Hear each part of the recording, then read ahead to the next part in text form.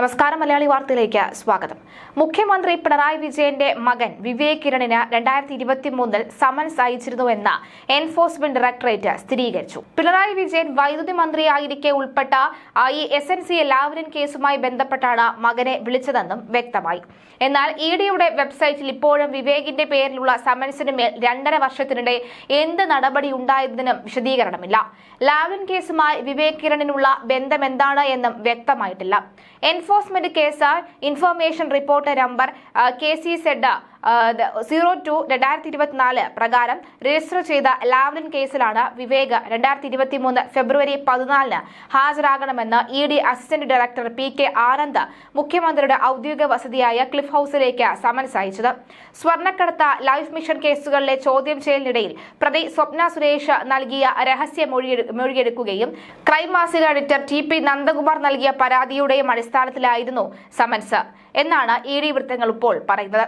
മുഖ്യമന്ത്രി പിണറായി വിജയന്റെ പ്രിൻസിപ്പൽ സെക്രട്ടറിയായിരുന്ന M ശിവശങ്കറിന് സ്വർണ്ണക്കടത്ത്, സോളാർ കടത്ത്, ലൈഫ് മിഷൻ, ലാവ്ലിൻ കേസുകളിൽ പങ്കുണ്ടെന്നും എല്ലാം മുഖ്യമന്ത്രിയുടെ അറിവോടെയാണെന്നും വിവിധ കേസുകളുമായി ബന്ധമുള്ളപ്പോൾ രഹസ്യമൊഴികളിൽ സ്വപ്ന ആരോപിച്ചിരുന്നു.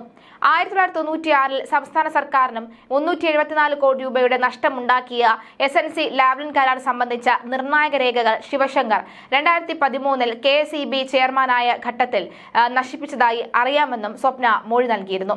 ലാവ്ലിൻ കേസുമായി ബന്ധപ്പെട്ട് 2006 ഡയറക്ടറേറ്റ് ഓഫ് റവന്യൂ ഇന്റലിജൻസിന് ഈ ക്രൈം മാസിക എഡിറ്റർ TP നന്ദകുമാർ നൽകിയ പരാതിയിൽ സമാന ആരോപണങ്ങൾ ഉണ്ടായിരുന്നുവെങ്കിലും കേസ് രജിസ്റ്റർ ചെയ്തിരുന്നില്ല. അന്വേഷണം ആവശ്യപ്പെട്ട് നന്ദകുമാർ കേന്ദ്ര ആഭ്യന്തര ധനമന്ത്രാലയങ്ങൾക്ക് വീണ്ടും കത്തയച്ചു.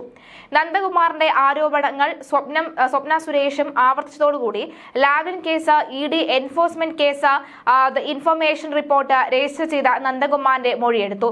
ഈ മൊഴികളുടെ കൂടി അടിസ്ഥാനത്തിലാണ് ലൈഫ് മിഷൻ കേസിൽ ശിവശങ്കറിനെ ഇഡി കൊച്ചി ഓഫീസിൽ വിളിച്ചു വരുത്തി ചോദ്യം ചെയ്തത്. വിവേക് കിരണിനോടും ഇതേ ഓഫീസിൽ ഹാജരാകാൻ നിർദ്ദേശം നൽകി. അന്ന് രാത്രി ശിവശങ്കർ അറസ്റ്റിലാകുകയും ചെയ്തു. പ്രതിയാകണോ സാക്ഷിയാകണോ എന്ന ചോദ്യം ചെയ്യലിനൊടുവിൽ തീരുമാനിക്കുമെന്നാണ് ഇഡിയുടെ രീതി. സാന്നിധ്യം അനിവാര്യമാണ് എന്ന് അന്വേഷണ ഉദ്യോഗസ്ഥർ വ്യക്തമാക്കി രേഖപ്പെടുത്തിയ സമൻസിലാണ് വിവേക് ഹാജരാക്കിയിരിക്കുന്നത്. ലാവ്ലിൻ കേസ് ഇപ്പോൾ സുപ്രീം കോടതിയിലാണെന്നുള്ളത് എല്ലാവർക്കും അറിയാമല്ലോ. ലാവ്ലിൻ കേസിൽ 8ാം പ്രതിയായിരുന്ന പിണറായി വിജയൻ അടക്കം 3 പേരെ 2013 തിരുവനന്തപുരം CBI കോടതി വിചാരണയ്ക്ക് മുൻപ് തന്നെ കുറ്റവിമുക്തരാക്കിയിരുന്നു. 2017 ഓഗസ്റ്റിൽ കേരള ഹൈക്കോടതിയും ഇത് ശരിവെച്ചു. ഇതിനെതിരെ CBI അപ്പീൽ ദീർഘകാലമായി സുപ്രീം കോടതിയുടെ പരിഗണനയിലാണ് ഉള്ളത്. എന്തായാലും നിലവിലെ സാഹചര്യത്തിൽ CBI കൃത്യമായി തന്നെ കാര്യങ്ങൾ ഇടപെട്ടിട്ടുണ്ട് എന്ന് വ്യക്തമാവുകയാണ്. എന്തായാലും 2023 KSEB ചെയർമാനായ ഘട്ടത്തിൽ നശിപ്പിച്ചതായി അറിയാമെന്നാണ് സ്വപ്ന സുരേഷ് മൊഴി നൽകിയിട്ടുള്ളത്.